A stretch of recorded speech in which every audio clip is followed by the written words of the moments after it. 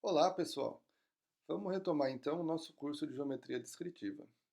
Eu vou começar fazendo uma revisão dos tipos de projeção e da projeção de pontos que eu já passei para vocês em sala de aula. Mas antes de começar, eu vou mostrar a programação atualizada da disciplina. Então eu já havia passado em sala de aula essa parte inicial que eu vou retomar, mas acho importante que a gente retome isso para vocês poderem acompanhar de maneira satisfatória a disciplina.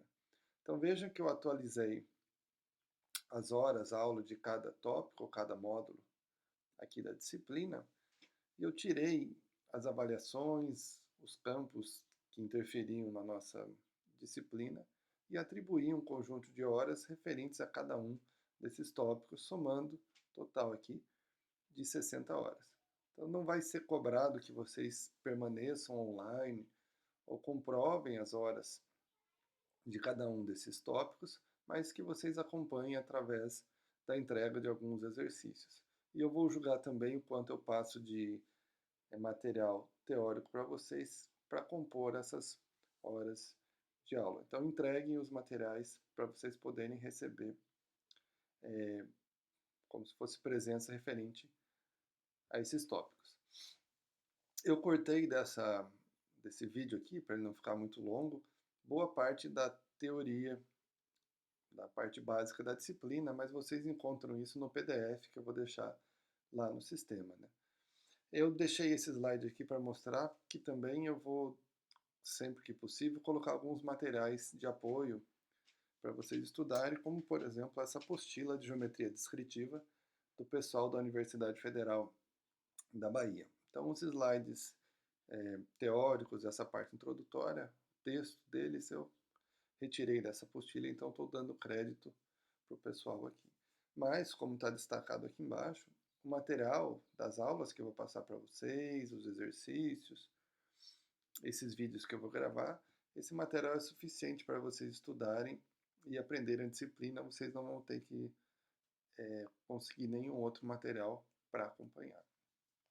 Então, o que eu disse, né, esses conceitos básicos, os slides com bastante texto, eles estão lá no PDF. Eu não vou ler o conteúdo aqui porque não faz muito sentido, mas peço que vocês deem uma olhada no que foi colocado lá na apresentação PDF. São coisas importantes para a gente entender como nós vamos trabalhar com essas projeções, né? Então eu vou começar revisando os sistemas de projeção, né? E todo sistema de projeção ele é constituído por 5 elementos básicos, né?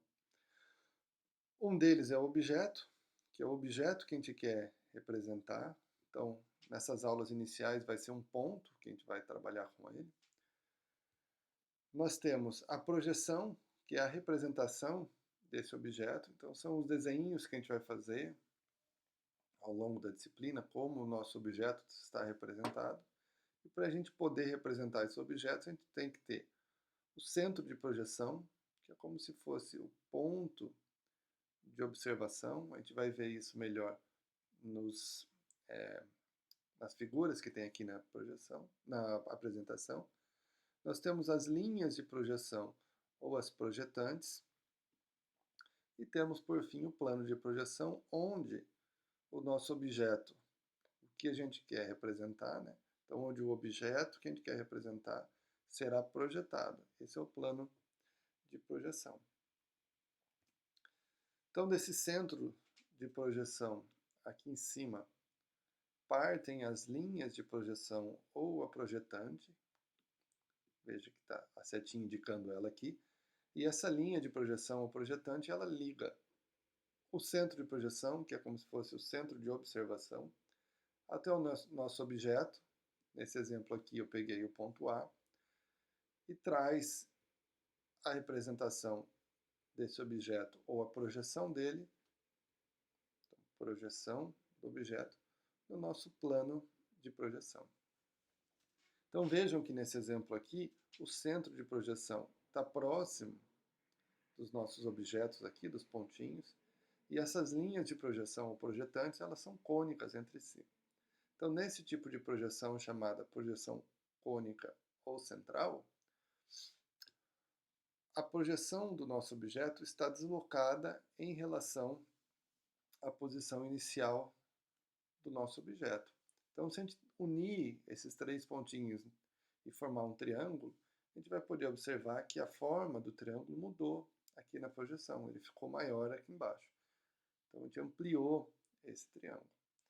Agora, se a gente passasse a deslocar esse centro de projeção para mais longe do plano de projeção, estiquei um pouquinho aqui. Então, veja quando eu estico, o ângulo que formava aqui entre essas projetantes vai diminuindo.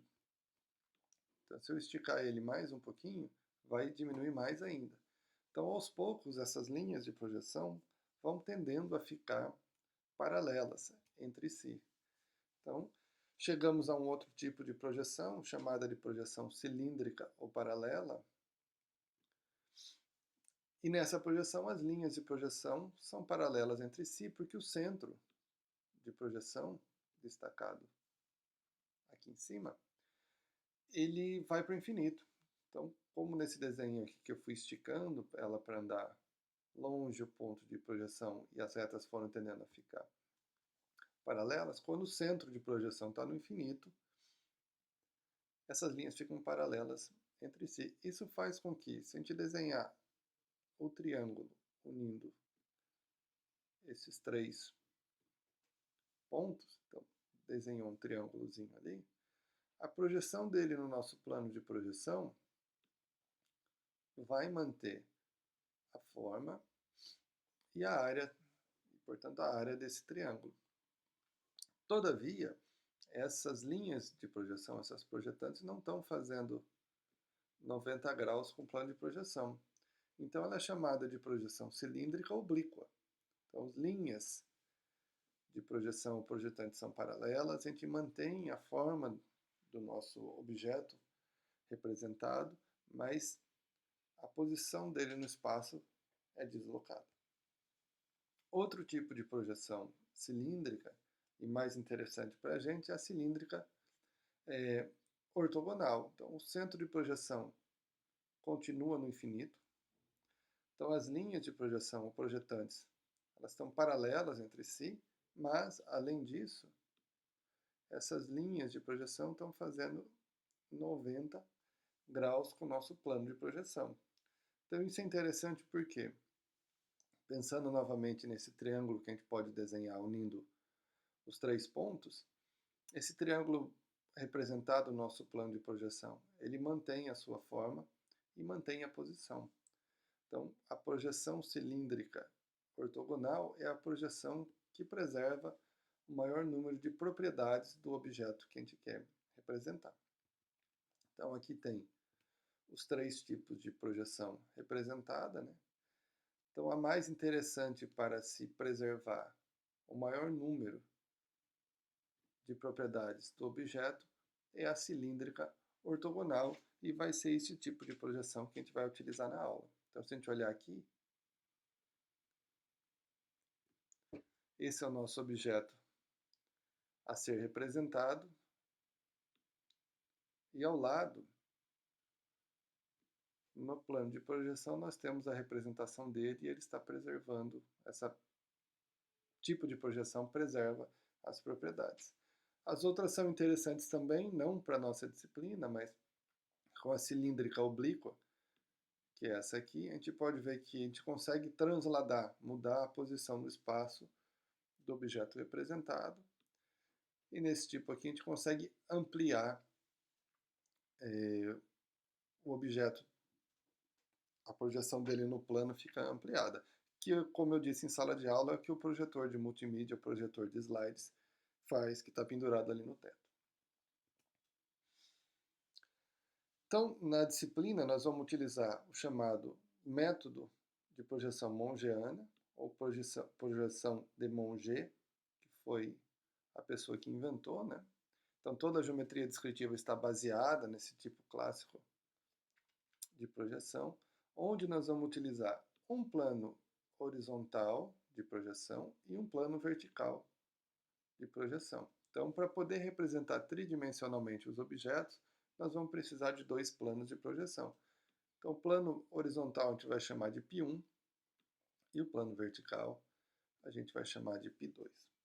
Nós vamos ver nas próximas figuras e no outro vídeo que eu vou passar para vocês, que esses planos verticais e horizontais vão dividir o espaço em regiões denominadas de diedros, que vão ser separadas pela linha de terra. Então essa é uma representação em perspectiva, uma representação tridimensional desses planos verticais e horizontais de projeção. Então aqui nós temos o plano horizontal de projeção, que nós vamos chamar de plano π1. Aqui nós temos o plano vertical de projeção, que nós vamos chamar de plano π2. Esses planos, o encontro deles, onde eles se juntam, ou que divide esses planos, vai ser chamado de linha de terra. Em relação ao plano horizontal, nós vamos medir cota. Então, cota é a distância do objeto em relação ao plano horizontal, que é o mesmo termo que a gente usa nos mapas topográficos. Então, qual é a cota de um objeto no campo, ou é a cota que a gente mede com o GPS, por exemplo. Então, é a distância de um referencial horizontal, nesse caso, o nosso plano de projeção horizontal. Afastamento é a distância do ponto ou do objeto a ser representado do plano vertical. Então, cota, mais alto ou mais baixo em relação ao plano horizontal. Afastamento, a distância do objeto em relação ao plano vertical. Então, pensando assim, nós podemos ter cota positiva para cima, cota positiva para cima do plano horizontal. Se a gente afundar na Terra, fizer uma sondagem ou algo parecido, a gente pode ter uma cota negativa e cota negativa para baixo. E a mesma coisa vai funcionar para o afastamento. Ele pode estar na frente do plano vertical de projeção ou para trás do plano vertical de projeção. Então, com isso, a gente pode definir os diedros. Então, primeiro diedro, segundo diedro, terceiro diedro e quarto diedro. Então, no primeiro diedro, cota e afastamento são positivos.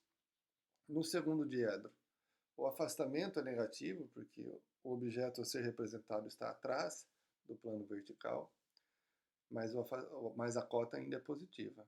No terceiro diedro, tudo é negativo, cota e afastamento. E no quarto diedro, apenas a cota é negativa. Então, nós vamos aprender como trabalhar com esses conceitos a hora que eu mostrar para vocês como é que a gente faz essa projeção mongeana.